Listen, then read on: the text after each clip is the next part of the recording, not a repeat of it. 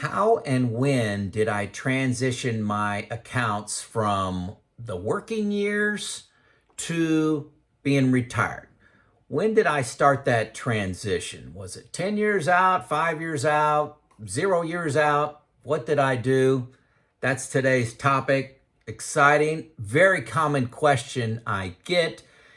Mine's a little complicated, but I decided to share it with you anyway. While I was working, I was in 100% equities. I was saving inside my 401k, 100% equities in that, all funds, not individual stocks. And then I actually had something called a deferred compensation account. Basically, I didn't take all my pay. I'll talk about that in a second. And I was able to invest that amount as well. So the deferred, well, I'll talk about it now. The 401, the deferred comp, you invested it just like a 401k, but it was actually just on paper. The company that I worked for just kept a paper account of me, and it wasn't guaranteed if the company went bankrupt. So there's some risk in there. I'm not suggesting you do that. It's just what I did. It was part of my overall tax strategy to save as much as I could pre-tax because of the tax brackets I was in. So in addition to that deferred comp account, I actually was expecting to get a small pension. I get a pension of $16,000 a year. I love it. I'm glad to get it. So pre-retirement, continuing down that path, I had no bonds, no CDs, very little cash actually. Just everything went into my deferred account, my 401k account. It was just piling things up. Remember that in this time period of pre-2019 when I retired, most of these were all paying zero, right after the great financial crisis, starting around 2009, fixed assets and bonds just weren't paying anything. Now, hey, a little sidebar. At the end of this video, I'm going to attach my home movies of the total eclipse that just happened on April 8th, Monday. I was in the zone of totality. Super cool. The video does not do it justice. When you go from 99% coverage by the moon to 100%, it goes total dark, and then boom, the corona, which is just eerie kind of sunlight rays come out from around this dark circle. Totally amazing. The camera doesn't catch it at all. But it's one of the most spectacular things I've ever seen. I would say outside the birth of my 4 children and my wife saying yes, this is next. It was fantastic. And like I said, 99% coverage by the moon is nowhere even close to the experience of 100%. So the corona burst, insane. Hold on to the very end for that little home video. It's only like 30 seconds. My name is Joe. I retired at 54. I'm currently 59. This is my story. Retired 5 years. I tell it to help you.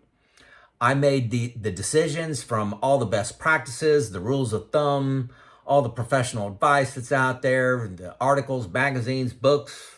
This is what I did, okay?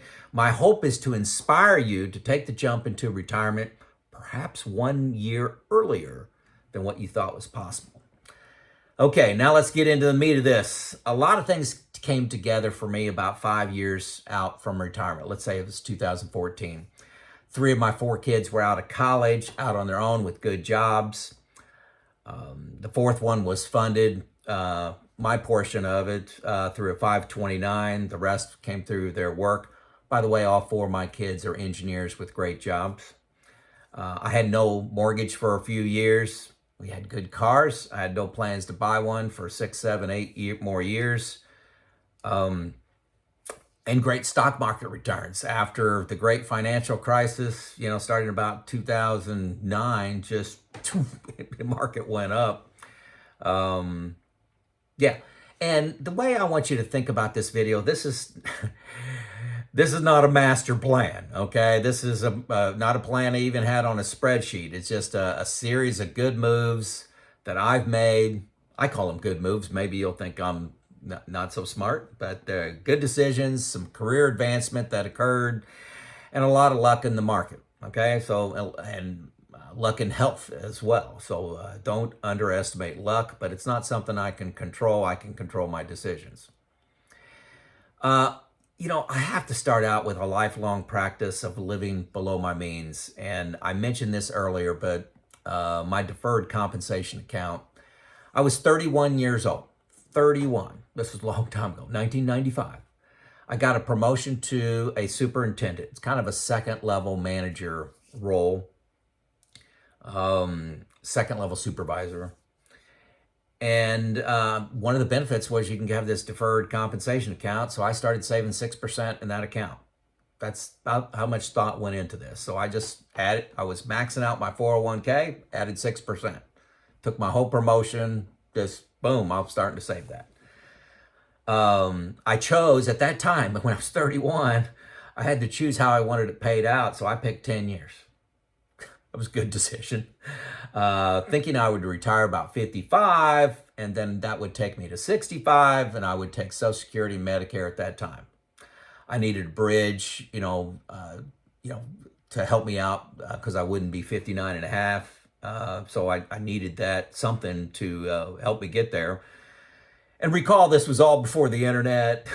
Not much more research went into it than what I just said. Hey, this over 10 years, pay this out, and that'll get me till Social Security and Medicare. Now, my family, I don't want you to think, my family lived like misers and lived in a cave, raised 4 kids. My wife stayed at home. We took family vacations, but we stayed in modest hotels. We stayed in VRBOs. We were conscious of money and conscious of value. But I'll be honest, I did not keep up with my peers in spending. My peers lived in nicer houses, drove nicer cars, and took nicer vacations. They could do whatever they want, but I can't say they were any happier than me. I would challenge that.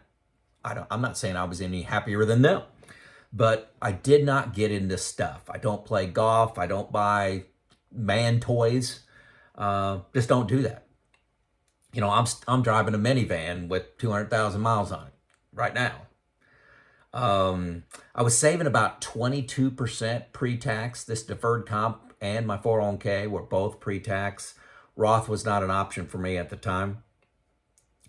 And, foreshadowing here, my deferred comp and pension paid let's say 60% of my expenses. So when I talk about expenses and money I need, like 3 years of expenses that I need, 60% of that taken up by these 2 accounts. So I only need to get from my investments 40%. Also, and this, again, lifestyle creep here, all bonuses, I saved at least 70% of what I got. So if I got, I'll do easy math. If I got $100 raise, $70 was saved. Okay, just do the math on up from that. And I did receive some stock awards, for performance in the department. That was one of the tools of compensation my company have. I saved 100% of those. I always took my family out to eat if I made more money or got some kind of bonus. We always went out to eat, but most of that I just began to, began to put in a brokerage account. After I was automatically saving the deferred comp, that automatically came out of my paycheck. Anything extra I had ended up going into this brokerage account. And I had balanced funds in that brokerage account. Maybe starting 7-8 years before I thought about retiring, in my late 40s. Before then, I really didn't have a brokerage account, just to be honest. My accounts grew pretty fast, and this is just luck and timing. If you look at the S&P 500, starting in 2013, 32% returns, 13.5, 1.46, 12, 22, -4, and 31. Those are the yearly returns. That's a pretty nice little stretch right there. About 2 years before retirement, I calculated, got in my spreadsheets, calculated what was needed from my investments. Remember, 60% deferred and my pension. So I use spreadsheets, and I'm telling you, easily, I spent 100 hours on spreadsheets. This is creating them, looking at them, adapting them, fixing them, finding errors, finding out assumptions weren't good, like fixed rate of returns, fixed inflation, modifying them all that way. I invested a lot of time. Now, this was before I found new retirement. That was a couple years after I retired. It's a comprehensive software package.